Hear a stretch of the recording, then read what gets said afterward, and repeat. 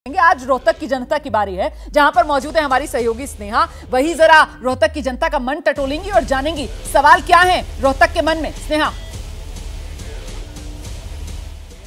बिल्कुल, मैं स्नेहलता शुक्ला। सबसे पहले स्वागत रोहतक की धरती पे हरियाणा वालों का। भाई खुद के लिए तालियां बजा लो और आओ सीधे मुलाकात करा दे हम जरा। यहाँ हमारे जो मेहमान बैठे हैं, खड़े हैं आपके लिए। शमशेर खड़क जी बीजेपी की तरफ से बात करने वाले हैं। कांग्रेस की तरफ से हमारे साथ बात करने के लिए जगबीर राठी जी मौजूद हैं। आम आदमी पार्टी से दीपक धनखड़ जी, आपका अपने लोगों का स्वागत तो कर लो, यहीं के रहने वाले हैं। और इसके अलावा हमारे साथ आम आदमी पार्टी के कैंडिडेट भी मौजूद हैं।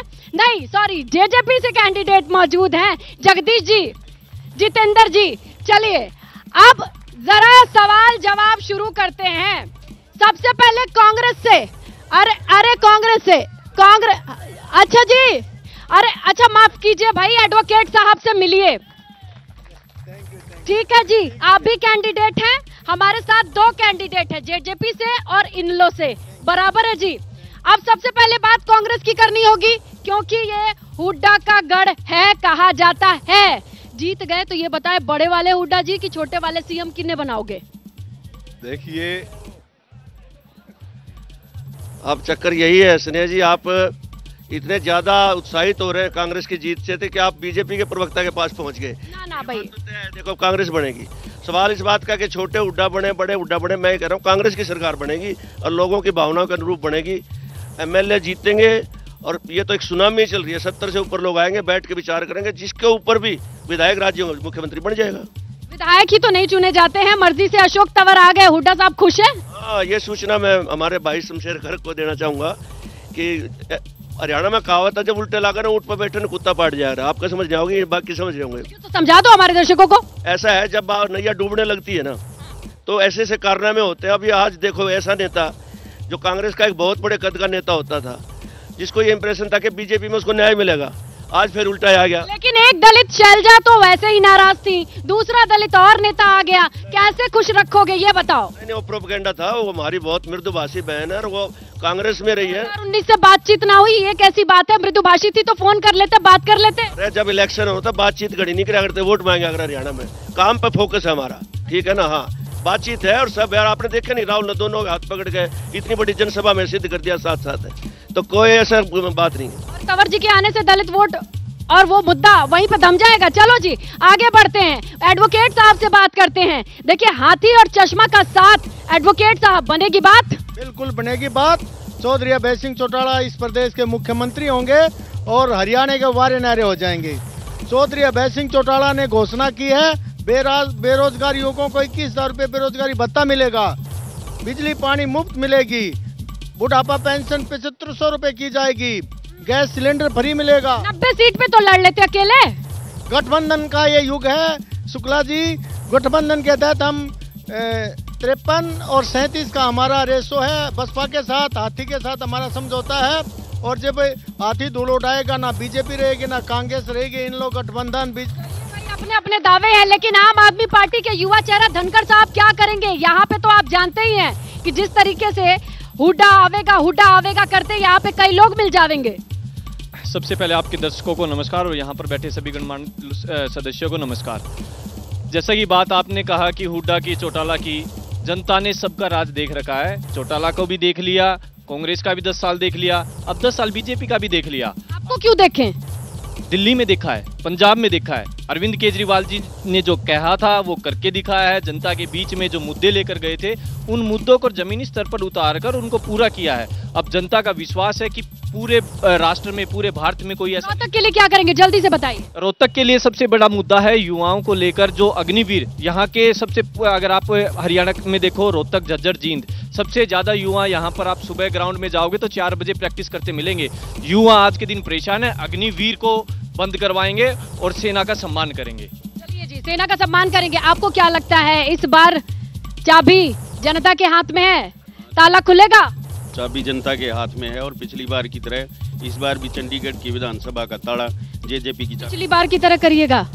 पिछली बार की तरह नहीं करेंगे, लेकिन त्रिशंकु सरकार बनने जा रही, किसी का भी स्पष्ट बहुमत आएगा नहीं और बगैर हमारे गठबंधन के किसी की। तो पिछली बार जैसा ही साउंड कर रहा है, पिछली बार जैसा ही लग रहा है। लोगों क्या कहते हो?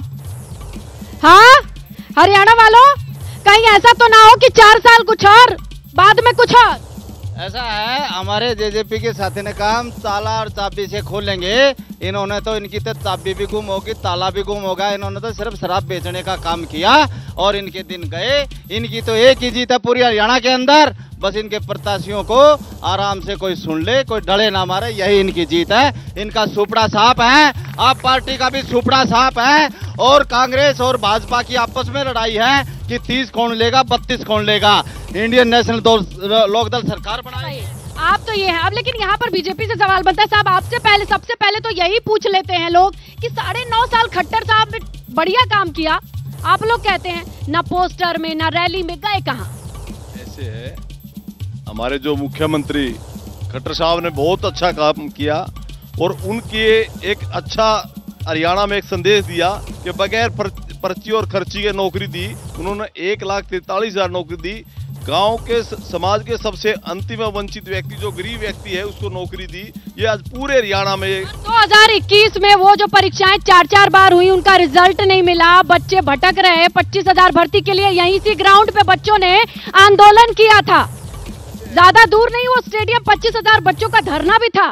बिल्कुल ठीक कह रहे हो आप, मैं इसके बारे में बताना चाहता हूँ। जब इलेक्शन कमीशन एकदम इलेक्शन के डेट आने से ठीक पहले आप भर्ती निकाल देते हैं।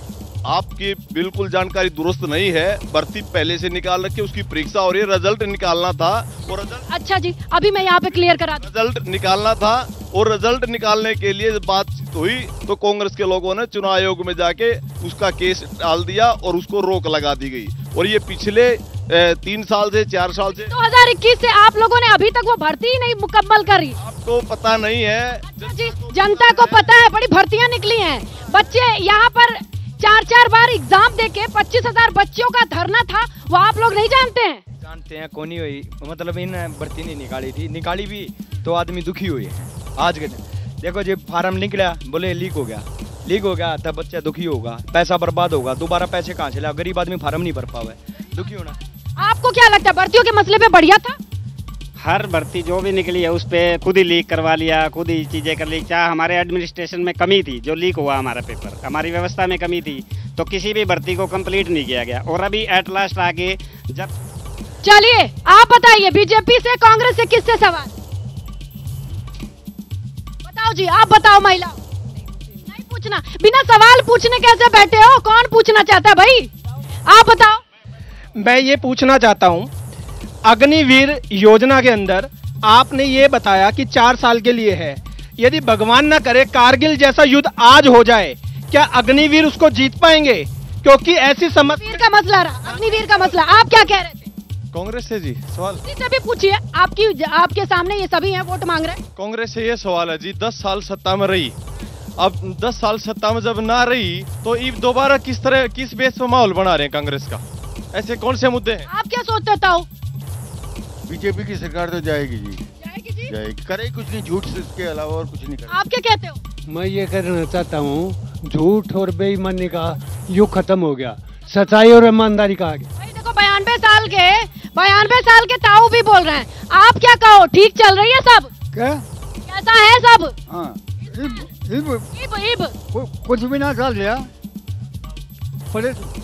परेशान कर रखे हम तो। कांग्रेस तो मैडम जी 60 साल राज कर गई, अति पिछड़ा और को ना राजनीति में सा हमारा होना चाहिए। चलिए जाते जाते एक बार बस कांग्रेस से ये बताइए, अगर सरकार बन गई तो वादा करते हैं दिल पे हाथ रख के पर्ची और खर्ची दोबारा नहीं होगा? देखो, पिछले काल में भी कोई भी एक ऐसा उदाहरण लगा दो कि पैसे लेकर नौकरी लगी है। क्या बात कर रहे हैं? यहाँ पर्ची खर्ची हरियाणा में ना चली कभी, चली ना कभी, अपने हितैषियों को नौकरी ना दी गई कभी। मैं कह रही हूँ कि जनता कह रही है, आप बताओ। कांग्रेस के राज में जिस तरह से इनके अटैची में नोट मिलते हैं, जिस तरह से पैसे दे देकर ये लीकेज का मामला इन्होंने उठाया, और खर्ची ना चली, ये बताओ। बिल्कुल नहीं चली, कोई खर्ची पर्ची नहीं चली, बिल्कुल मेरिट में नौकरियां मिली हैं। 75,000 पक्की नौकरी थी। और ये जो आउटसोर्सिंग, जब आप मान ही नहीं रहे ये गलती, यानी वही गलती दोहराएंगे। आउटसोर्सिंग का एक्ट किसके शासनकाल में पास हुआ था? आज उसको बदल के इन्होंने पोर्टल में ये ठेकेदार में, आपने कांग्रेस को मेवात देख लो, आप जाके अहिरवाल देख लो, वहाँ की जनता क्यों वोट करे आपको? इसलिए वोट करेंगे कि इस 10 साल के कुशासन में इन लोगों ने किसी भी हल्के का किसी का आपने क्या किया? आप बहुत लंबा चौड़ा रिकॉर्ड, आप खर्ची और पर्ची नहीं करेंगे अगली बार? बिल्कुल नहीं करेंगे, ऐसा नहीं करेंगे। चलिए मानते हैं। तो यहाँ पर कांग्रेस या फिर बीजेपी या इन लो या झाड़ू या चाबी, सत्ता की चाबी यही जनता। अब 3 तारीख से शुरू है इन लोगों का मसला। बहुत बहुत शुक्रिया आप सभी का, हमारे तमाम मेहमानों का। एबीपी न्यूज पर बने रहें।